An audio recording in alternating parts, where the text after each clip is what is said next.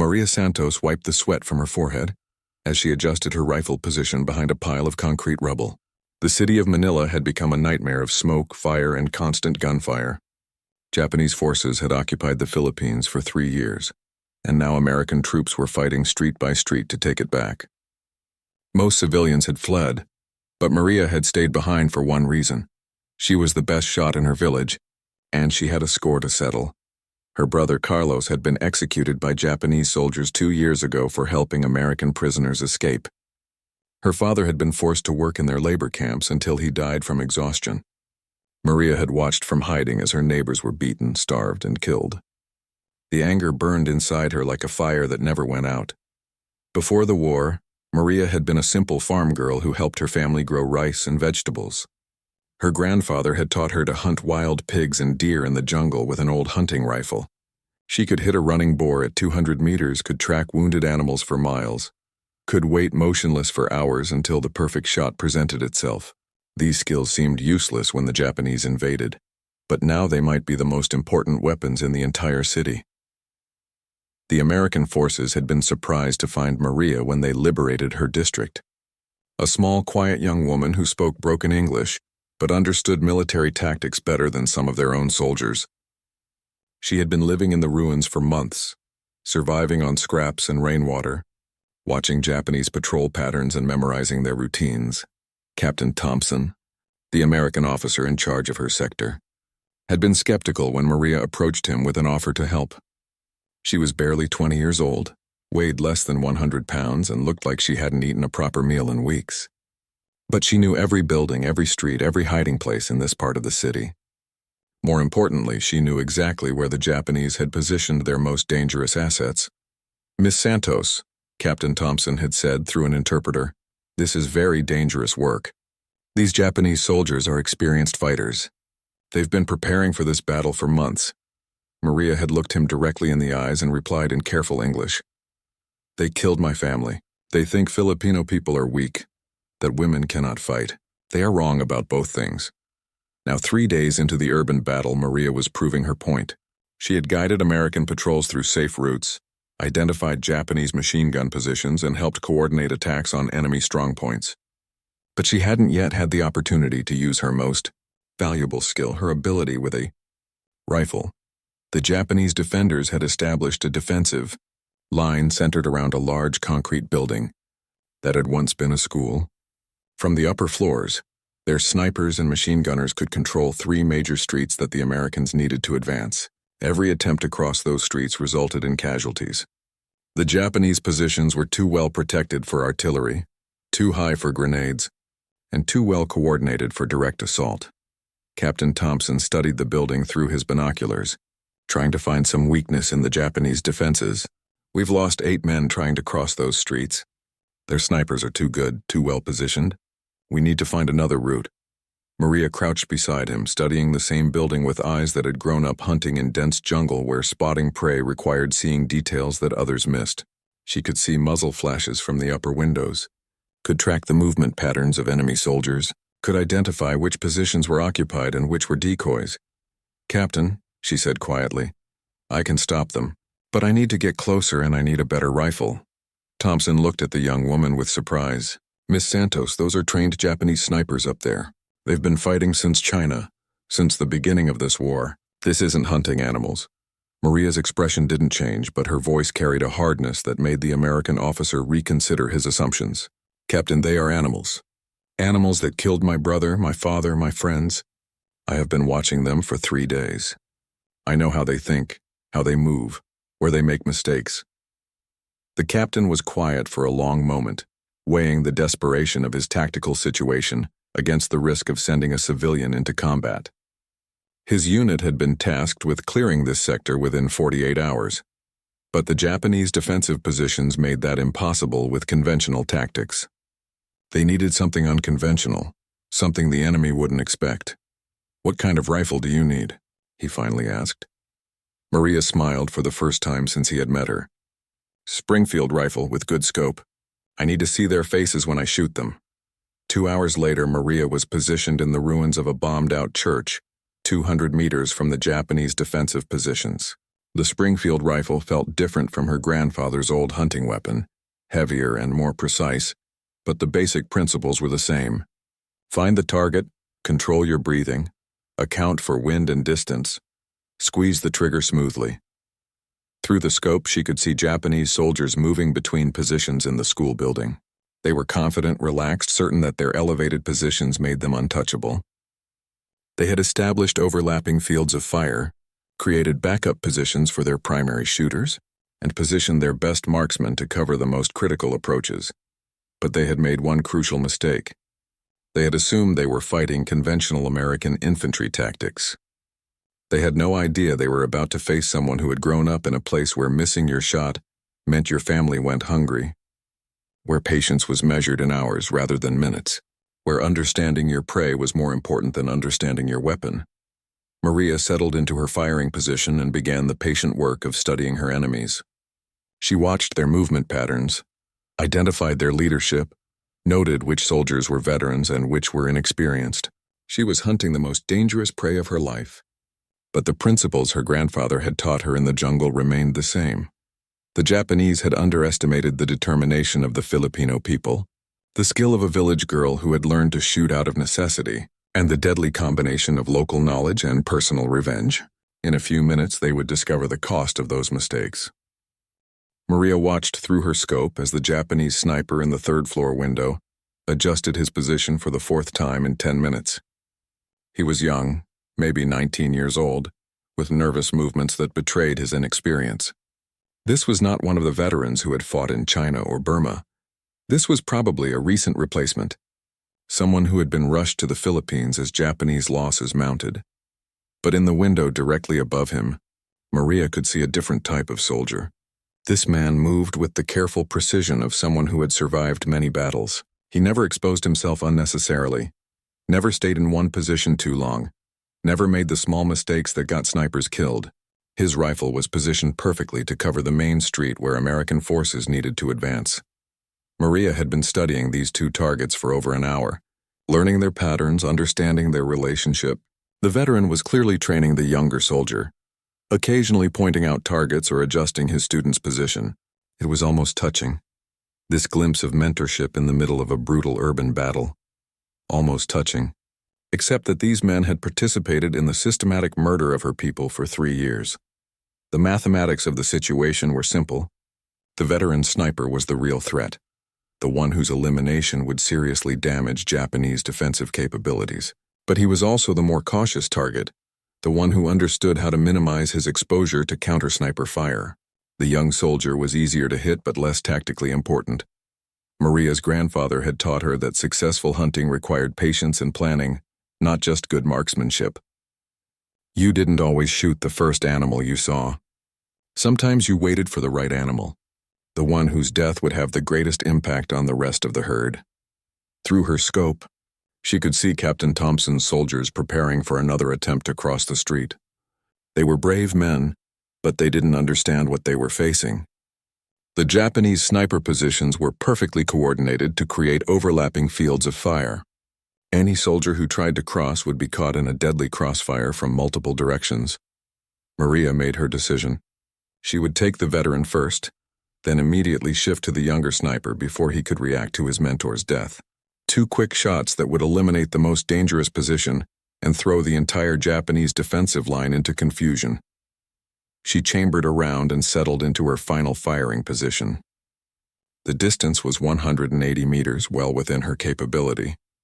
The wind was minimal, blowing gently from left to right. The morning sun was behind clouds, providing even lighting that wouldn't create glare on her scope. Through the crosshairs, she could see the veteran Japanese sniper scanning the street below, looking for American soldiers to target. He was completely focused on his hunting zone, confident that his elevated position made him safe from return fire.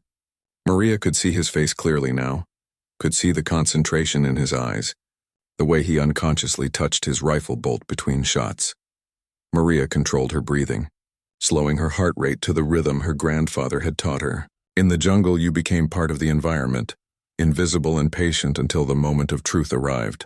She had spent 3 years becoming invisible in this ruined city, learning to survive while others died around her. The veteran sniper leaned forward slightly, preparing to take a shot at American soldiers below. It was exactly the exposure Maria had been waiting for. The moment when his focus on his target made him vulnerable to hers. Maria's first shot shattered the morning silence. Through her scope, she watched the veteran Japanese sniper collapse backward, his rifle clattering to the floor. The shot had been perfect exactly where she had aimed, eliminating the most dangerous threat to American forces in this sector. But Maria didn't pause to admire her marksmanship. She was already working the bolt action, chambering her second round, shifting her aim to the window below where the young Japanese soldier was trying to understand what had just happened to his mentor. The inexperienced sniper made a fatal mistake. Instead of immediately taking cover, he looked up toward his mentor's position, exposing himself in the window as he tried to process the sudden violence that had erupted above him. It was exactly the reaction Maria had expected from someone who had never faced counter-sniper fire. Her second shot came 8 seconds after the first. The young Japanese soldier dropped instantly, his weapon falling from nerveless fingers to crash onto the street below. Maria had eliminated both snipers in the key position before either could radio a warning or coordinate a response with their comrades. The effect on the Japanese defensive line was immediate and devastating. Soldiers in other positions began shouting questions, trying to understand what had happened to their comrades. The carefully coordinated fields of fire that had made crossing the street impossible suddenly had a critical gap. Captain Thompson, watching from his command position, couldn't believe what he was witnessing. The two most dangerous Japanese positions had been neutralized in less than 10 seconds by a young Filipino woman with a borrowed rifle. He immediately ordered his soldiers to advance while the enemy was still confused and disorganized. American troops began crossing the street in small groups, using the gap in Japanese coverage that Maria had created. They moved quickly but carefully, understanding that other enemy positions were still active but no longer capable of coordinating effective crossfire. Maria watched the American advance through her scope, feeling a satisfaction that went beyond tactical success. For 3 years, she had been helpless to strike back at the occupiers who had destroyed her family and her community. Today, she had finally been able to fight back with the skills her grandfather had given her. But the battle was far from over. Through her scope, she could see Japanese soldiers in other positions trying to adjust their fire to cover the gap she had created. They were repositioning machine guns, moving snipers to new windows, attempting to restore their defensive coordination. Maria began selecting her next targets. A machine gun crew on the second floor was setting up to fire on the advancing Americans. An officer with binoculars was trying to direct the Japanese response from a position he thought was concealed.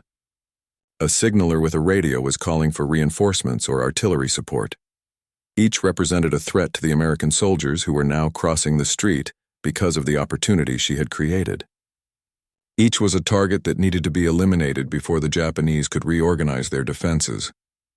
Maria chambered another round and began the patient work of continuing her hunt. The Japanese had spent 3 years believing that Filipino people were helpless victims who could be terrorized into submission. They were about to discover how wrong they had been about the daughter of a farmer who had learned to shoot in the jungles of Luzon. The machine gun crew on the second floor was working frantically to reposition their weapon toward the gap Maria had created in the Japanese defensive line. She could see 3 soldiers struggling to move the heavy gun, their movements jerky with panic as they tried to respond to the sudden change in tactical situation. The gunner was shouting orders at his assistants, pointing toward windows that would give them clear shots at the advancing American forces. Maria tracked the gunner through her scope, noting how his urgency was making him careless. He was exposing himself far more than necessary, standing upright to direct his crew instead of staying low and protected. 3 years of occupation duty had made these soldiers lazy, accustomed to fighting civilians and prisoners rather than trained military opponents. Her third shot dropped the gunner before he could fire a single round.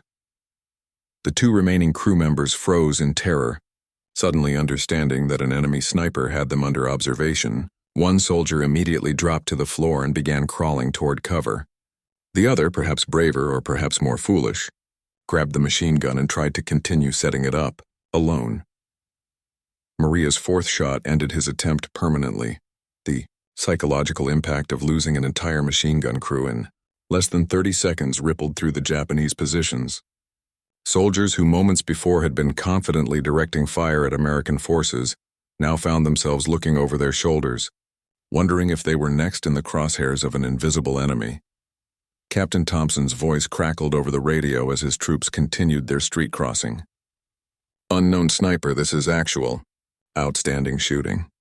You've created a corridor that we're exploiting now. Can you maintain pressure on enemy positions?" Maria keyed the radio that Captain Thompson had given her, speaking carefully in her accented English. "Captain, I can see Japanese officer with binoculars, second floor, east side. He is directing their response. After him, I take radio operator. Roger that. Continue engaging targets of opportunity. You're saving American lives with every shot." Through her scope, Maria could see the Japanese officer clearly now. He was older than the snipers she had eliminated, probably in his 30s with the bearing of someone accustomed to command.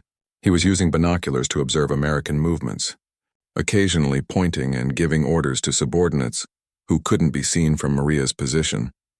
This officer represented a different kind of target than the previous soldiers. Eliminating him wouldn't just remove a single weapon from the battle. It would decapitate the Japanese ability to coordinate their defensive response, turning organized resistance into individual acts of desperation. Maria adjusted her scope for the slightly different distance and angle. The officer was partially concealed behind a concrete pillar, only his head and shoulders visible through the window. It was a more difficult shot than the previous ones, requiring precision that would test even her considerable abilities. She controlled her breathing and waited for the perfect moment. The officer lowered his binoculars and turned to speak to someone inside the room, presenting a clear profile target for exactly 3 seconds. Maria's 5th shot took him in the head, killing him instantly. The reaction among Japanese forces was immediate and unmistakable. Without their commanding officer to coordinate the defense, individual positions began operating independently, creating gaps in their coverage and eliminating the tactical cooperation that had made their positions so effective. Maria could see soldiers running between positions, trying to establish new communication links, attempting to restore some kind of command structure, but they were reacting rather than planning, responding to her initiative rather than executing their own tactical design. The radio operator was her next priority. She could see him crouched in a corner of the 3rd floor, frantically speaking into his handset, probably calling for artillery support or requesting reinforcements. If he succeeded in bringing additional Japanese forces to bear on this position, the American advance would stall and her tactical success would be meaningless. But the radio operator had learned from watching his comrades die. He was staying low, moving frequently, never exposing himself for more than a few seconds at a time. He understood that a sniper was hunting him, and he was taking appropriate precautions. Maria waited patiently, understanding that rushed shots led to missed opportunities. Her grandfather had taught her that the most dangerous prey was often the smartest prey, the animals that understood they were being hunted and adapted their behavior accordingly. The radio operator made his mistake after 6 minutes of careful movement. He became so focused on his communication that he forgot about the sniper threat for just long enough to present a clear target through a different window. Maria's 6th shot silenced his radio permanently. Now the Japanese defensive position was truly isolated. They had lost their command structure, their coordination, and their ability to call for support. Individual soldiers were still dangerous, still capable of inflicting casualties on American forces, but they were no longer part of a coordinated defensive system. Captain Thompson's soldiers had successfully crossed the street and were now advancing building by building toward the school that housed the remaining Japanese defenders. They moved with the confidence of troops who knew they had fire support from a sniper who hadn't missed a shot. But Maria could see that the Japanese weren't finished fighting. Through her scope, she observed soldiers setting up defensive positions inside the school building, preparing to make the Americans pay for every room they tried to clear. They might have lost their tactical coordination, but they still had the desperate courage of men who knew they were trapped. A Japanese soldier appeared at a first-floor window, setting up what looked like an anti-tank rifle or heavy machine gun. The weapon was massive, capable of penetrating the light armor of American vehicles and devastating infantry formations. If he succeeded in getting that weapon into action, It could stop the American advance completely. Maria shifted her position slightly to get a better angle on the new threat. The soldier operating the heavy weapon was taking his time, setting it up carefully, probably aware that he would only get one chance to make his shots count before counter-battery fire eliminated his position. Through her scope, Maria could see American soldiers advancing up the street, unaware of the massive weapon being prepared to ambush them. They were moving with tactical skill and appropriate caution, but they had no way of knowing about this particular threat. Maria chambered another round and acquired the heavy weapons operator through her crosshairs. This would be her longest shot yet, nearly 250 meters through the urban environment, with its unpredictable wind patterns and visual distortions. But she had grown up shooting in jungle environments where wind, humidity, and moving vegetation created similar challenges. The principles remained the same: careful observation, patient timing, and absolute confidence in the moment of truth. The Japanese soldier finished setting up his weapon and began acquiring targets among the advancing American forces. Maria could see him adjusting his sights, preparing to fire at soldiers who had no idea they were about to walk into his killing zone. Maria's seventh shot echoed across the ruined street, just as the Japanese heavy weapons operator was preparing to fire on the advancing American soldiers. Through her scope, she watched him slump forward over his massive rifle, the threat eliminated before he could unleash devastation on the troops below. The psychological effect of this latest kill was different from the previous ones.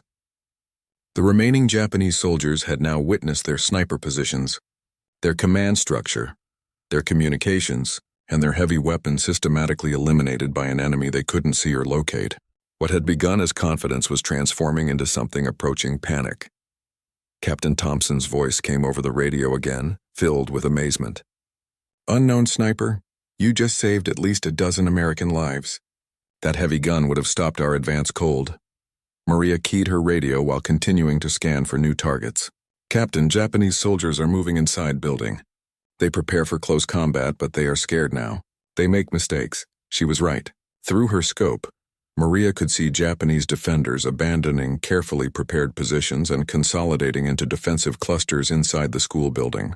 They were giving up their tactical advantages out of fear, choosing the psychological comfort of being together over the military wisdom of maintaining dispersed firing positions.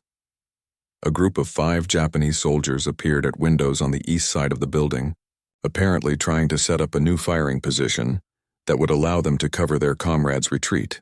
They were moving quickly but carelessly, their urgency overriding their training as they tried to respond to threats they couldn't understand or counter.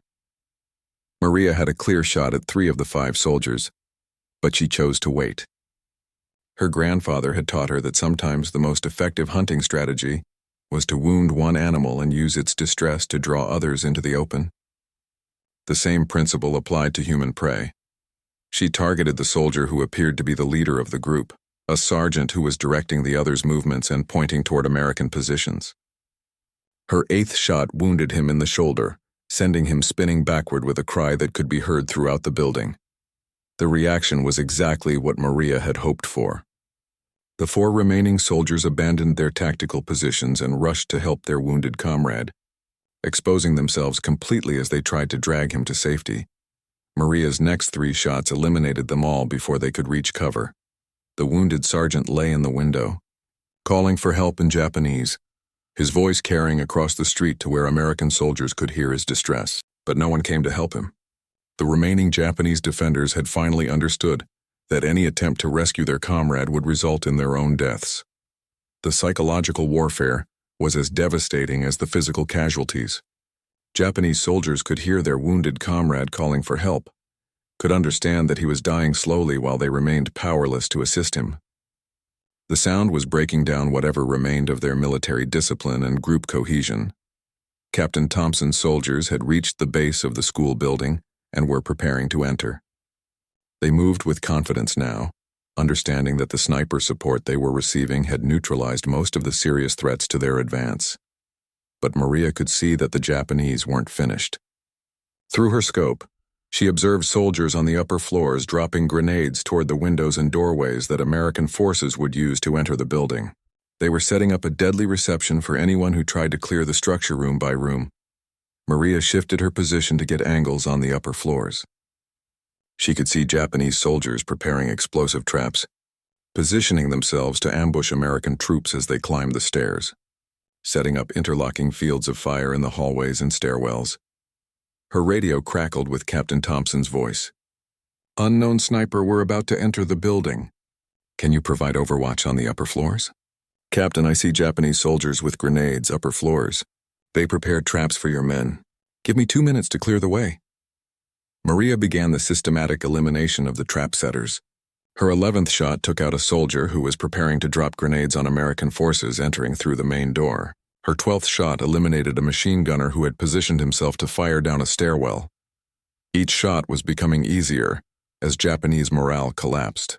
The remaining defenders were no longer thinking tactically, no longer coordinating their efforts, no longer maintaining the discipline that had made them effective soldiers. They were simply trying to survive against an enemy who seemed capable of reaching them anywhere. Through her scope, Maria could see individual Japanese soldiers abandoning their positions and moving toward the back of the building, apparently attempting to escape rather than continue fighting. Their retreat was disorganized and panicked, the behavior of men who had lost faith in their ability to influence the outcome of the battle. But one Japanese soldier was different from the others. Maria could see him moving deliberately through the upper floors, checking on defensive positions, trying to rally his comrades, maintaining military bearing despite the psychological pressure. This was probably an officer or senior sergeant, someone with enough experience and leadership ability to potentially reorganize the remaining defenders. Maria tracked him through her scope as he moved from position to position.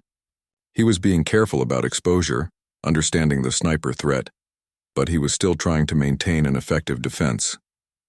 His elimination would probably end any possibility of coordinated Japanese resistance in this building.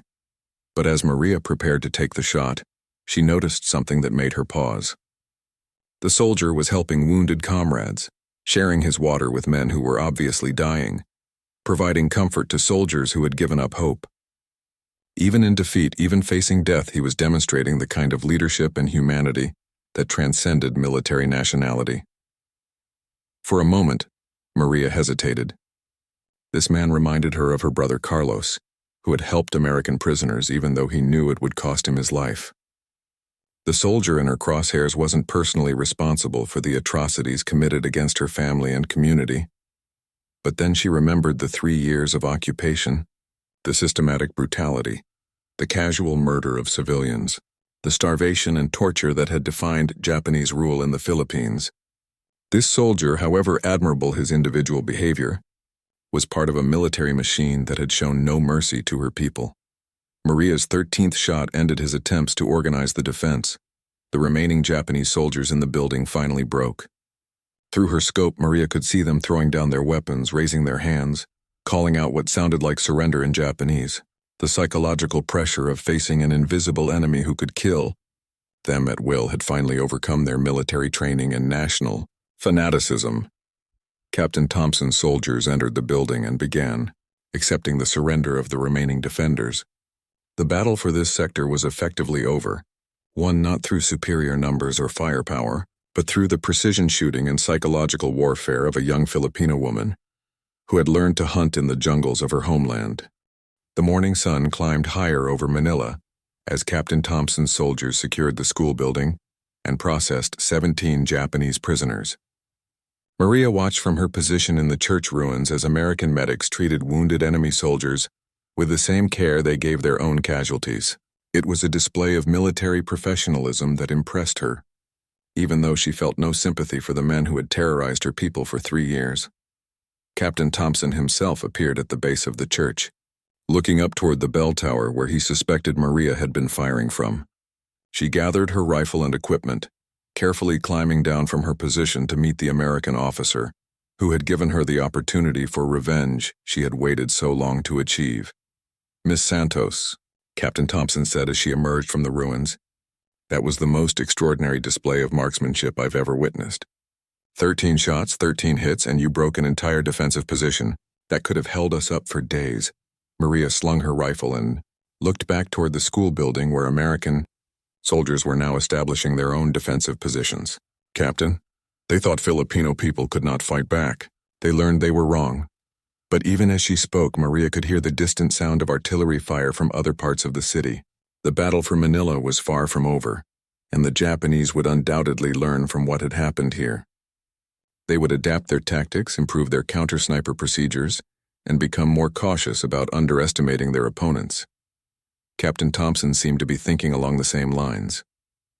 Miss Santos, what you've accomplished here today is going to change how this entire campaign is fought. But I'm concerned that word will spread, that enemy forces will start taking precautions against snipers like you. Maria nodded, understanding the implications. Her success had been based partly on surprise, on Japanese assumptions about Filipino capabilities and American tactics. Once those assumptions were corrected, achieving similar results would become much more difficult. Captain, they will adapt, but so will we. This is my city, my country. I know places they cannot find, routes they cannot watch, people who will help me disappear when necessary. Over the next 2 hours, as American forces consolidated their gains and prepared for the next phase of the urban battle, Maria found herself the center of intense interest from military intelligence officers, combat photographers, and war correspondents. Everyone wanted to understand how a young Filipino woman had achieved what an entire company of American soldiers had been unable to accomplish. Lieutenant Colonel Morrison, the battalion commander, arrived with a team of intelligence specialists who were eager to debrief Maria about Japanese defensive tactics and local knowledge that could assist future operations. He was a career officer who had fought in Europe before being transferred to the Pacific, and he understood the strategic implications of what had occurred. Miss Santos, he said through an interpreter, your actions today have eliminated a key defensive position and provided us with intelligence about enemy capabilities that we couldn't have obtained any other way. But more importantly, you've demonstrated that local resistance, fighters can achieve tactical effects that go far beyond their numbers. Maria listened carefully as the colonel explained how her engagement would be analyzed and incorporated into American tactical doctrine for urban warfare. The combination of local knowledge, precision marksmanship, and psychological warfare that she had demonstrated would be studied and potentially replicated in other theaters of operation. But Maria was more interested in immediate practical matters. Colonel, there are other Japanese positions in the city, other places where they think they are safe. I can help your soldiers the same way I helped today. The intelligence officers exchanged glances, clearly excited about the possibility of employing Maria's skills on a larger scale. They had maps of Japanese defensive positions throughout Manila, target lists of high-value enemy personnel, and tactical problems that conventional approaches had been unable to solve. Captain Thompson, however, raised a concern that the intelligence specialist hadn't considered. Sir, Miss Santos has been tremendously effective today, but she's also exposed herself to enemy retaliation.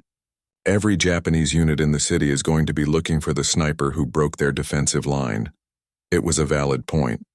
Maria's success had come at the cost of anonymity. Japanese forces would now be actively hunting for the Filipino sniper, who had demonstrated such devastating capabilities. They would offer rewards for information, torture suspected collaborators, and dedicate significant resources to eliminating the threat she represented. Maria had considered this possibility and reached her own conclusions. Captain, they have been hunting me for 3 years already. They killed my family, destroyed my village, made me live like an animal in these ruins. I have nothing left to lose, and now I have a way to make them pay for what they have done. The war correspondents were particularly interested in Maria's story, understanding that the narrative of a young Filipino woman fighting back against Japanese occupation would have enormous propaganda value. They took photographs, conducted interviews, and prepared stories that would appear in American newspapers within days. But Maria was uncomfortable with the attention, preferring to focus on practical preparations for continued combat operations. She studied American maps of the city, identifying Japanese positions that she could engage, escape routes that would allow her to avoid capture, and supply caches where she could obtain ammunition and equipment. Lieutenant Colonel Morrison made a decision that would define the remainder of the Manila campaign. Miss Santos, I'm authorizing you to operate as an independent sniper with full American support. You'll have access to our communications, intelligence, and logistics. In return, You'll target Japanese positions that our conventional forces can't effectively engage. It was an unprecedented arrangement, giving a civilian combatant official status within American military operations. But the results of Maria's first engagement had proven that conventional approaches to urban warfare weren't always the most effective solutions to tactical problems. As the afternoon wore on, Maria prepared for her next mission. Intelligence officers had identified a Japanese artillery observation post that was directing fire on American positions throughout the southern sector. The post was located in a church bell tower, protected by multiple layers of security, and considered too dangerous for direct assault. Maria studied photographs of the target area, noting the approaches, the sight lines, the probable locations of Japanese security elements. It would be a more challenging engagement than her morning success, requiring movement through areas under enemy observation and shooting at greater distances under less favorable conditions. But she had advantages that the Japanese couldn't counter. She knew every street, every building, every hiding place in this part of Manila. She understood the daily rhythms of the city, the patterns of civilian movement that could provide cover for her activities. Most importantly, she carried the anger of 3 years of occupation, 3 years of watching her people suffer while she remained powerless to help them. Captain Thompson provided her with additional ammunition, a backup radio, and emergency medical supplies. Miss Santos, if this next mission is successful, it's going to save a lot of American lives. But please be careful. We can't afford to lose someone with your capabilities. Maria checked her rifle one final time and prepared to move out. The Japanese had underestimated her once, and that mistake had cost them a critical defensive position. Now they knew she existed, knew she was dangerous, knew they were being hunted by someone who combined local knowledge with deadly shooting skills. But knowing about a threat and being able to counter it were two very different things, and Maria intended to demonstrate that difference throughout the remainder of the battle for Manila. 6 months after the liberation of Manila, Maria Santos stood in the cemetery where her brother Carlos had been buried. The Japanese were gone, driven from the Philippines by American forces supported by Filipino resistance fighters who had proven far more capable than anyone had anticipated. The city was slowly rebuilding, but the scars of occupation and battle would remain for generations. Maria wore the uniform of the newly formed Philippine Army, with sergeant stripes that recognized her contributions to the liberation campaign. After her success against the Japanese artillery observation post, she had continued operating as an independent sniper throughout the remainder of the urban battle, eliminating over 40 enemy soldiers and breaking numerous defensive positions that conventional forces couldn't approach. The American military had been so impressed with her capabilities that they had documented her techniques and incorporated her tactics into their training programs.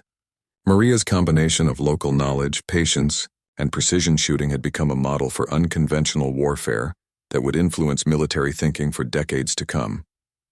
General MacArthur himself had visited Maria during the final days of the Manila campaign, presenting her with the Silver Star for gallantry in action. It was an unprecedented honor for a Filipino civilian, recognizing not just her individual achievements but the broader contribution of local resistance fighters to the liberation of their homeland. But the recognition that meant the most to Maria came from the Filipino families who approached her on the streets of Manila, thanking her for giving them hope during the darkest days of the occupation. They understood that her success represented something more than military tactics or individual heroism. It proved that their people were not helpless victims, that they could fight back effectively against seemingly impossible odds. Captain Thompson, now promoted to major, had remained in contact with Maria as American forces prepared for the invasion of Japan. He visited her regularly, partly to maintain intelligence cooperation, but also because he had developed genuine respect for the young woman who had changed his understanding of warfare. "Maria," he said during one of their meetings, "what you accomplished has become legendary throughout the Pacific Theater. Every American unit fighting in urban environments now studies your tactics. You've literally changed how we think about this kind of warfare." Maria appreciated the recognition, but she was more interested in practical matters. The Philippines needed to rebuild, to establish security, to create institutions that would prevent future occupations. Her skills with a rifle were important, but they were only one part of the larger challenge of creating a stable, independent nation. Major Thompson, the fighting taught me many things. But the most important lesson was that underestimating your enemy is the quickest way to lose. The Japanese made that mistake with Filipino people. Americans must not make the same mistake with other enemies you will face. It was a prophetic observation. The techniques that Maria had developed for urban warfare, the combination of local knowledge and precision shooting, the psychological warfare that broke enemy morale, would become increasingly relevant as American forces faced new challenges in Korea, Vietnam, and other conflicts where conventional military superiority didn't guarantee tactical success. The intelligence officers who had worked with Maria were already preparing manuals that would distribute her innovations throughout the military. They had documented her patience, her understanding of enemy psychology, her ability to predict opponent reactions and plan accordingly. These lessons would be taught at military academies and special operations schools for decades to come. But perhaps the most important legacy of Maria's wartime service was its impact on Filipino national consciousness. Her success had demonstrated that their people possessed the skill, courage, and intelligence to defend their homeland effectively. This confidence would prove crucial during the post-war period as the Philippines navigated the challenges of independence and nation-building. Maria had been offered positions with American intelligence services, opportunities to continue her military career, chances to emigrate to the United States where her wartime service would guarantee her a comfortable life. She had declined them all, choosing instead to remain in the Philippines and help build the country her brother had died defending.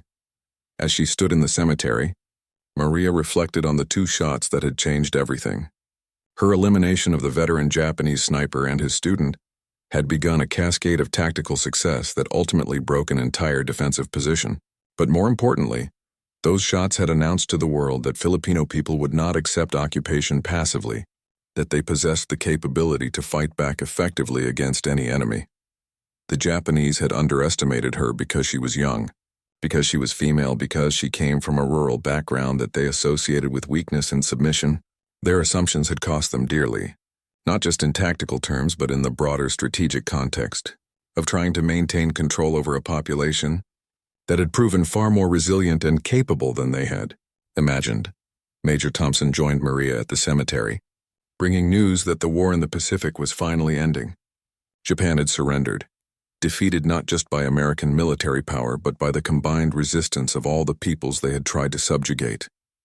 Maria, it's over. The Japanese have surrendered unconditionally. Your people are finally free. Maria nodded, feeling a satisfaction that went beyond personal revenge. The skills her grandfather had taught her in the jungles of Luzon, the patience and precision that had seemed useless against modern military forces, had ultimately proved decisive in liberating her homeland. But she also understood that freedom was just the beginning. The Philippines would face new challenges, new enemies, new threats that would require the same combination of intelligence, determination, and tactical innovation that had proven so effective against Japanese occupation. As the sun set over Manila, Maria made a promise to her brother's memory. She would use the skills she had developed during the war to help build a nation that could never again be subjugated by foreign powers. The 2 shots that had changed the battle would become the foundation for a lifetime of service to the country Carlos had died defending. The Japanese had learned too late that they had underestimated not just one Filipino sniper, but the determination of an entire people who refused to accept defeat. Maria's success had become a symbol of that refusal, proof that courage and skill could overcome any advantage in numbers or technology. Years later, when military historians studied the liberation of the Philippines, they would identify Maria Santos as a perfect example of how individual excellence could achieve strategic effects through unconventional warfare. But for Maria herself, the most important lesson remained the one her grandfather had taught her in the forests of her childhood. Never underestimate your prey, because the moment you do, the hunter becomes the hunted.